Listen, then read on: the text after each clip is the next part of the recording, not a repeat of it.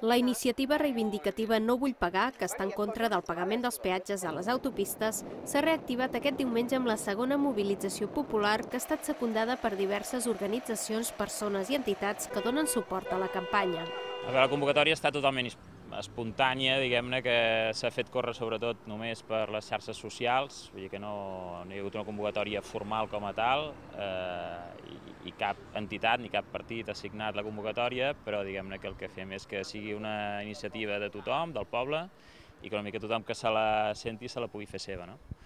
Llavors, la manera de difondre-ho ha estat bàsicament el boca-orella, tant a nivell físic com a nivell virtual, gràcies al Twitter i al Facebook. A la sortida de l'autopista de Reus, entre les 12 i la 1 del migdia, una cinquantena de vehicles s'han apuntat a la protesta per mostrar el seu rebuig al que consideren una injustícia. Un cop el conductor diu que no vol pagar, els agents de seguretat prenen nota de la matrícula dels vehicles. El que s'ha rebut fins al moment no són en cap cas multes, simplement notificacions per tal que els propietaris dels vehicles diguin qui era tal dia a tal hora que conduïa el seu vehicle i que